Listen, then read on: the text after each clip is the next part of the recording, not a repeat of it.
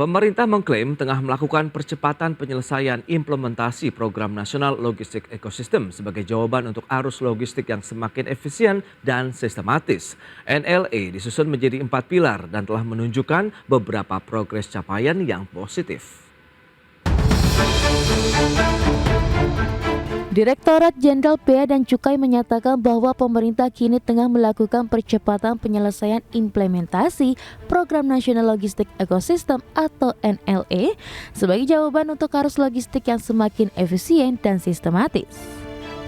Dirjen Bea dan Cukai Askolani menyatakan bahwa NLE menyediakan layanan dari hulu ke hilir dalam proses arus logistik barang ke luar negeri serta pergerakan barang dalam negeri.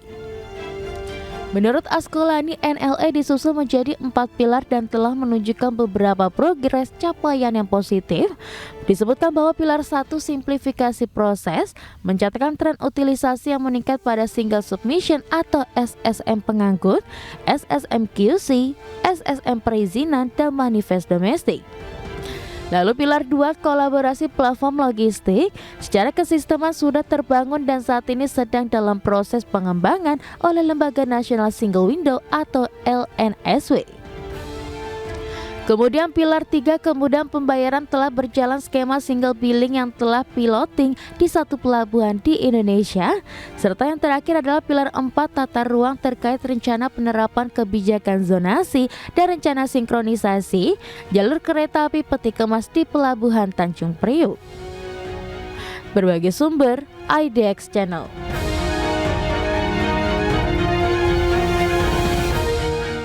Baik pemirsa, untuk membahas tema kita hari ini, strategi mempercepat arus logistik nasional. Kita sudah tersambung melalui Zoom bersama dengan Bapak Nofrizal. Beliau adalah Ketua Dewan Pakar Asosiasi Logistik Indonesia. Ya, halo, selamat pagi Pak Nofrizal. Halo Mas Pras, selamat pagi. Ketemu lagi Mas. Baik. Sehat selalu. Terima kasih juga atas waktu yang disempatkan ini Pak Nofrizal. Langsung saja kita cermati sektor logistik ini lagi-lagi memang salah satu sektor yang menjadi penggerak ekonomi Indonesia yang mengantarkan barang entah itu bahan pangan dan lain-lain logistik lainnya begitu. Bagaimana kondisi dan update-nya menjelang penghujung tahun ini Pak Nofrizal? Ya, makasih Mas Pras. Isu penting yang paling utama hari ini adalah bahwa kita sedang dalam proses recovery akibat hantaman COVID-19 beberapa tahun yang lalu ya. Yes. Sehingga produksi maupun distribusi baru mulai menggeliat. Jadi intinya adalah industri maupun juga manufaktur ataupun trading itu sudah mulai membaik dan mulai menggeliat. Tetapi memang kondisinya belum sepenuhnya seperti ketika sebelum COVID-19. Jadi ini ada tren positif lah ya yang kita lihat menunjukkan ke arah yang lebih baik. Begitu Mas Pras. Oke, nah faktor-faktor apa saja yang membuat Ali sendiri optimis begitu terkait dengan pergerakan dan pertumbuhan sektor logistik di dalam negeri? Ya, Mas Pras, di awal tahun 2023 Ali memang melansir satu yang kita sebut sebagai outlook logistik dan supply chain di Indonesia.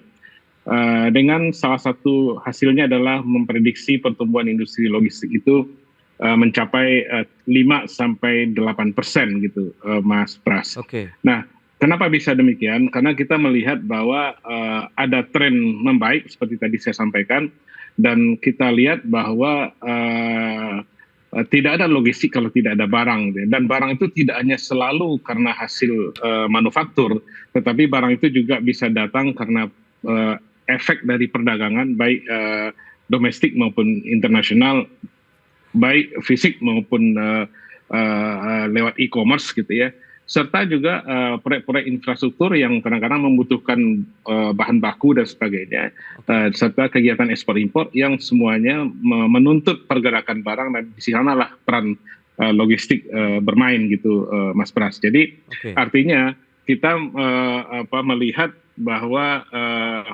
faktor-faktor tersebut menjadi pemicu untuk secara total kita melihat geliat sektor logistik semakin penting dan mendukung kegiatan distribusi dan perekonomian barang. kita. Baik. Gitu Mas Pras. Dan kalau kita lihat pemerintah dalam beberapa tahun terakhir juga nampaknya concern ya dengan sektor logistik di Indonesia di mana dwelling time juga semakin dipangkas. Anda melihat bagaimana review dan juga realisasinya hingga saat ini? Apakah sesuai dengan harapan dari teman-teman pelaku di industri logistik, Pak Nofrizal? Iya, sebetulnya parameternya kan banyak ya Mas Pras, baik dari sisi biaya logistik maupun proses-proses simplifikasi dari proses barang dan efisiensi dalam perjalanan barang.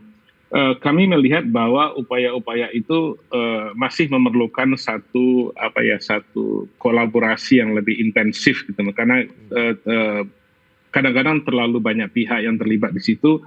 Dan membuat proses itu menjadi melambat gitu loh, atau bahkan lebih parah lagi ketika kemudian muncul malah tambahan-tambahan biaya atau cost yang kadang-kadang sebenarnya justru yang kita tuntut perbaikan proyek itu menuju ke arah simplifikasi yang makin efisien gitu. Jadi kita melihat bahwa masih banyak PR-PR kita di bidang itu, Mas Pras, yang harus kita selesaikan bersama-sama. Dan memang tidak bisa simsalabim juga gitu ya. Betul. Hanya memang kami melihat bahwa soal-soal skala prioritas gitu ya. Jadi atau mungkin pertimbangan-pertimbangan komprehensif secara sistematis gitu, yang kemudian menuju kepada perbaikan itu harus ditempuh sebetulnya Mas Pras. Jadi jangan kita tambal sulam gitulah kira-kira gitu. Apa saja kira-kira yang perlu dibenahi, yang perlu dicarikan solusinya untuk diurai begitu ya dari sumbatan-sumbatan di sektor logistik nasional ini, kalau misalnya Anda katakan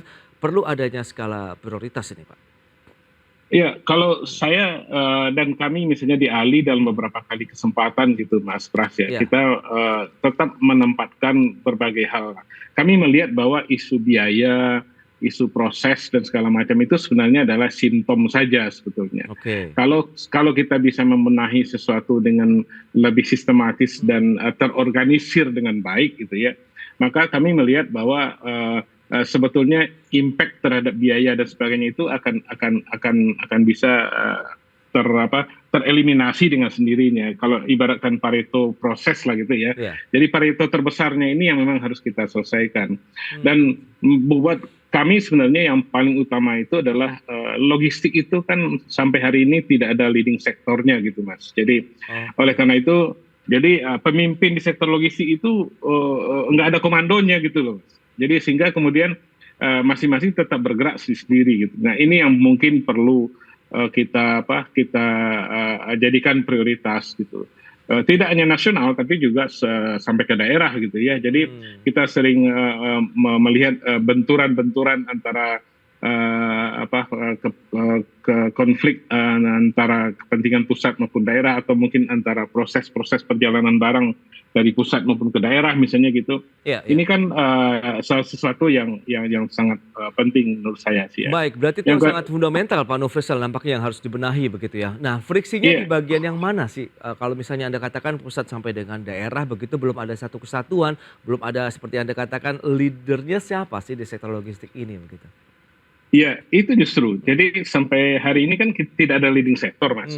Jadi Mas Pras, jadi karena itu kemudian kami melihat bahwa ini kalau kita tempuh dengan satu planning yang sistematis, mungkin akan bisa mengurai yang lain gitu. Nah, leading sektor ini diperlukan sebetulnya untuk contoh misalnya ya Mas Pras. Kita misalnya kalau kita lihat amati Indonesia secara spasial misalnya, maka kita melihat bahwa Jawa itu berkontribusi 59-60% lah kegiatan logistik nasional gitu. Jadi artinya apa? Artinya daerah-daerah lain sebenarnya masih relatif kecil ya untuk kontribusi dia kepada perkembangan logistik nasional. Maksud saya adalah bahwa sudah waktunya kita membangun desain logistik dan supply chain integratif gitu ya seluruh Indonesia, untuk kita kolaborasikan dan kita sinergikan gitu, sehingga kemudian barang maupun perekonomian itu tidak hanya berpusat tidak Jawa sentris gitu loh, tidak aja di situ, karena ini dua hal yang sangat mendasar yang menurut saya sih akan akan tentu tidak segampang saya bicara gitu ya. Tapi Betul. sebenarnya dua hal ini adalah isu besar yang menurut saya sangat prioritas yang harus ditempuh ke Oke. depan gitu, Mas. Baik, kita Jadi tahu kan ya. pemerintah juga tengah membangun sistem logistik nasional begitu. Apakah semuanya sudah mencakup di dalamnya? Kemudian bagaimana dengan literasi edukasinya sehingga memang tadi dari Sabang sampai Merauke mereka mengetahui sistem dan mekanisme kerjanya. Kita bahas nanti di segmen berikutnya Pak Nofrizal. Baik pemirsa, kami akan segera kembali sesaat lagi. Ya, Anda masih menyaksikan Market Review. Pemirsa, berikut ini kami sampaikan sejumlah data untuk Anda terkait dengan Logistik Performance Index Indonesia. Ya, seperti yang bisa Anda saksikan di layar televisi Anda, tahun 2018 dan 2023. Di tahun 2018 dari LPI Indonesia itu berada di peringkat 45, tapi di tahun 2023 ini justru turun menjadi peringkat 63. Langsung saja nanti kita akan bahas begitu, dan berikutnya bagaimana dengan upaya meningkatkan kinerja LPI Indonesia. Ini beberapa langkah yang sudah dilakukan begitu ya. Menyelesaikan tindak lanjut hasil Rakortas Menteri terkait dengan NLE, kemudian memperkuat kebijakan dalam standarisasi layanan kepelabuhanan, kemudian mendorong perbaikan kinerja perusahaan kurir dan pos, penyempurnaan regulasi, proses bisnis dan sistem terkait implementasi Lartas, APP, kemudian APU dan neraca komoditas, kemudian sosialisasi, aturan dan kebijakan kepada pelaku usaha logistik internasional dan juga domestik. Baik, kita akan lanjutkan kembali perbincangan bersama dengan Bapak Nofrizal, Ketua Dewan Pakar Asosiasi Logistik Indonesia. Baik Pak Nofrizal, kalau kita lihat dari data tadi, ini peringkat logistik Indonesia begitu ya dari sisi indeks performance-nya turun tahun ini dibandingkan dengan tahun 2018. Nah ini ada apa? Apakah memang tadi karena sistemnya yang belum ready atau justru pada saat implementasinya nih yang belum optimal?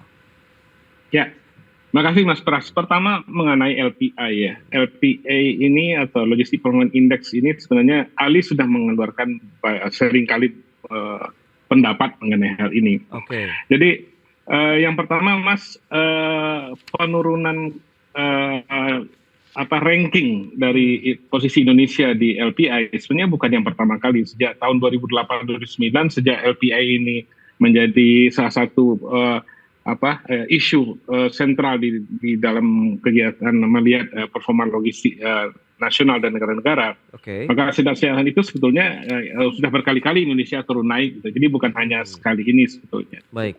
Jadi itu yang pertama ya. Yang kedua, kita juga bicara tentang scope dan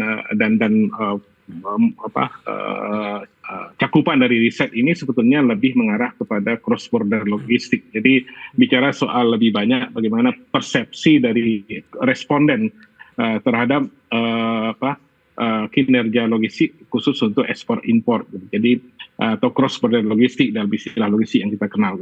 Sehingga kemudian tidaklah menjadi ukuran satu-satunya untuk melihat kinerja logistik nasional secara keseluruhan, terutama di domestik.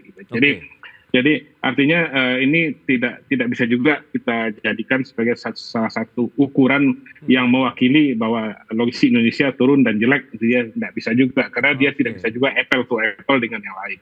Itu yang pertama. Tetapi yang kedua menurut saya hasil riset ini juga tetap menjadi warning buat kita, tetap menjadi referensi bagi kita karena bagaimanapun ini kan dikeluarkan oleh lembaga yang kredibel lah ya. Jadi artinya kita tetap menjadikan itu sebagai pemicu lah mestinya. Jadi apa yang tadi disampaikan dalam data yang merupakan langkah-langkah yang harus ditempuh oleh pemerintah saya kira sudah sangat tepat sekali. Jadi kita memang harus ada atau tidak atau turun atau tidak kondisi logistik kita karena LPI ini memang itu harus dilakukan gitu Mas Pras. Oke, lantas bagaimana dengan bottleneck-nya sendiri? Berarti berada di mana? Apakah pada saat implementasinya, kita tahu ada sistem logistik nasional, kemudian juga beragam kebijakan yang sudah ditelurkan oleh pemerintah sendiri, Pak Nofrizal? Ya, Mas Pras, saya lanjut. Jadi saya kira saya sering menyampaikan bahwa kebijakan pemerintah melalui Impres nomor 5 tahun 2020 tentang sistem National Logistic Ecosystem atau NLE itu sudah merupakan kebijakan yang sangat baik gitu Mas. Saya melihat dan pada waktu peluncuran kemarin kegiatan National Logistic Single Window gitu ya, lembaga National Single Window di kementerian kemarin, saya hadir Mas, dan saya melihat ini sistem sangat bagus sekali dan luar biasa gitu. Jadi betul-betul bisa menjadikan sebagai, atau kita jadikan sebagai lokomotif untuk mendorong akselerasi percepatan perbaikan logistik nasional gitu. Tapi bagaimanapun ini kan lebih berbasis kepada teknologi ya Mas ya, platform dan sebagainya yang menuntut keikutsertaan dan keterlibatan semua pihak, stakeholders yang terkait dengan perbaikan logistik nasional. Jadi kalau di logistik nasional itu ada trucking company, ada warehouse operator, ada shipping line, ada depo kontainer dan sebagainya gitu ya.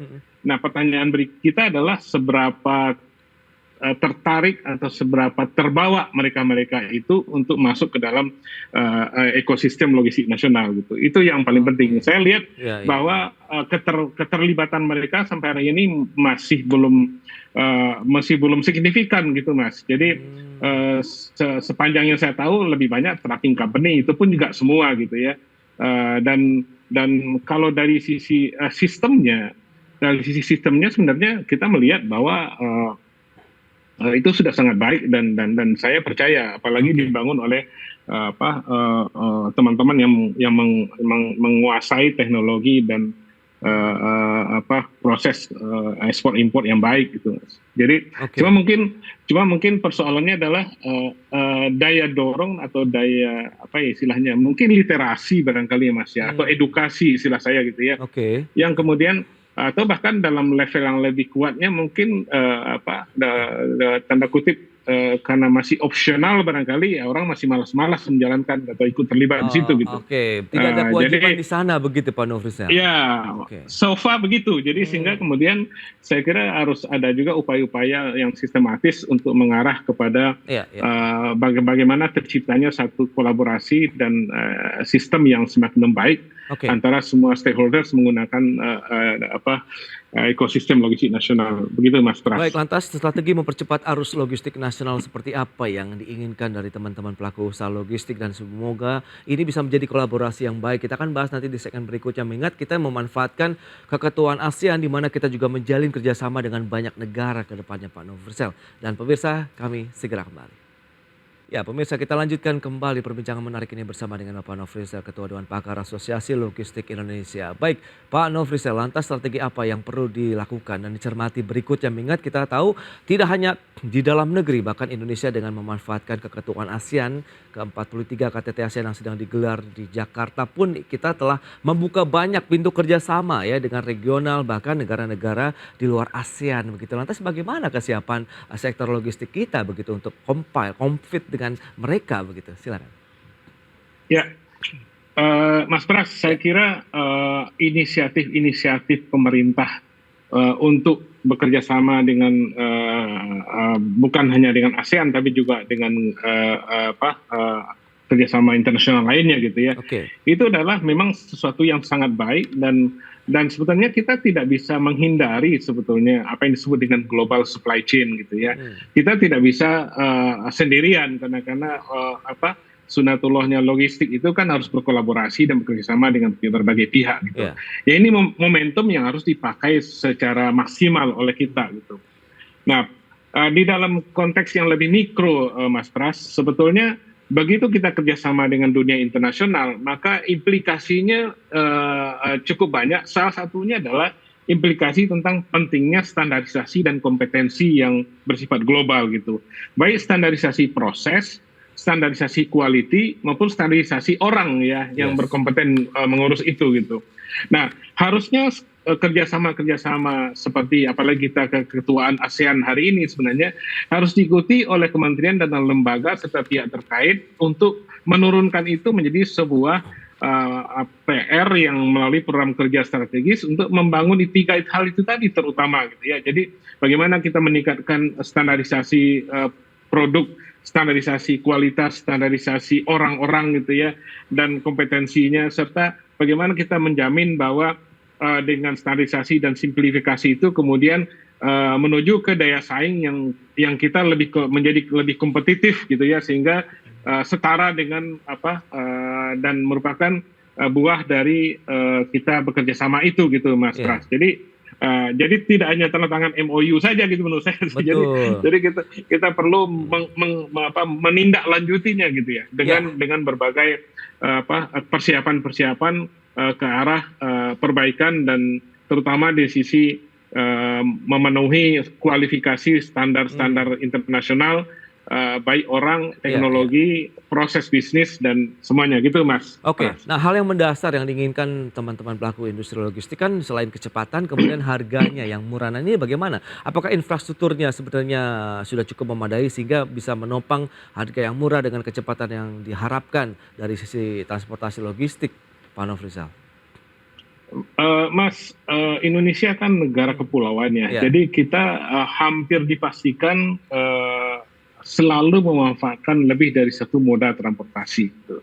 Oke. Bahkan kadang-kadang kita memakai 3 atau 4 moda transportasi untuk mengirimkan barang kita dari origin ke destinasinya gitu. Yes. Nah, dalam proses seperti itu kita pasti ada tuntutan untuk adanya konektivitas yang lebih baik gitu ya. Yes. Nah, infrastruktur yang kita bangun selama ini mungkin masih ada banyak PR kaitannya dengan konektivitas itu. Jadi dan itu sebenarnya perlu waktu ya yang cukup panjang ke depan. Saya melihatnya bahwa kita mencoba membangun kawasan industri, kita membangun kawasan perdagangan, kemudian kebijakan fasilitas seperti pusat logistik berikat dan sebagainya. Yes. Itu sebenarnya membantu kita sebetulnya untuk mengkonsolidasi lah kegiatan-kegiatan logistik kita. Yeah. Tetapi infrastruktur yang belum terkonek dengan satu dengan yang lain itu juga menjadi PR sendiri gitu ya. Sehingga kemudian dalam bahasa teman-teman di lapangan itu kita mengatasi kemacetan saja belum bisa gitu loh. Ketika kemudian di antaranya itu adalah impact dari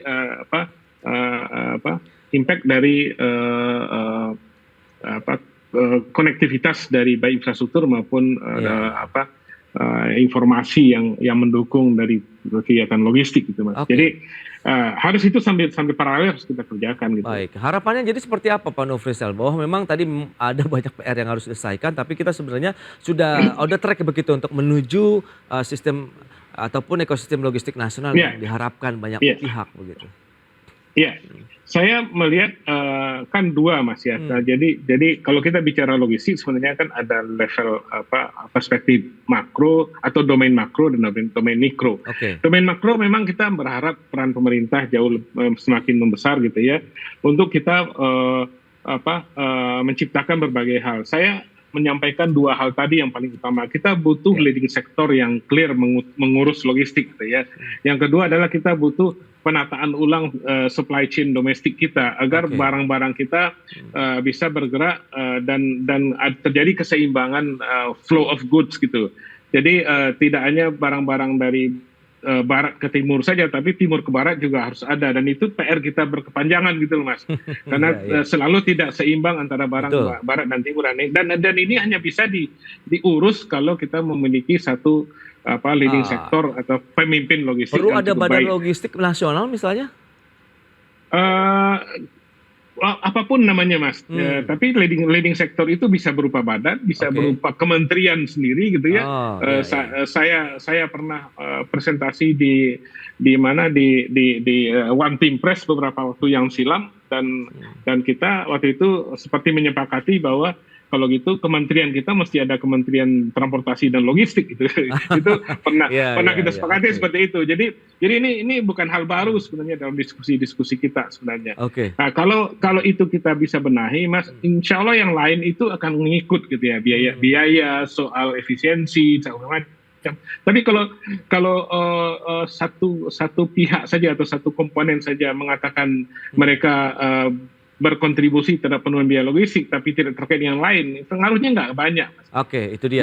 Mau udara, mau laut, mau perubahan sendiri. Jadi tapi kalau sudah diurus oleh satu lembaga, entah lembaga itu badan, entah lembaga itu kementerian, entah bahkan di luar negeri, bahkan diurus langsung oleh Perdana Menteri misalnya gitu ya, atau presiden misalnya, itu mungkin akan memberi daya dorong yang lebih baik. Berarti memang satu satu lembaga atau badan lah yang dibutuhkan, entah itu kementerian ataupun badan sendiri ya, sehingga bisa mengharmonisasi dari sektor logistik nasional sendiri ya, mungkin dari hulu ke hilirnya begitu ya, Pak Nofrisel. Insya Allah, Mas. Baik, Ya. Pak Nofrisel, terima kasih banyak atas waktu dan Baik. sharing yang sudah Anda sampaikan. Tentunya menjadi insight menarik nih bagi pemirsa IDX Channel pada hari ini. Sampai berjumpa kembali, Pak Nofrisel. Baik, makasih Mas Pras.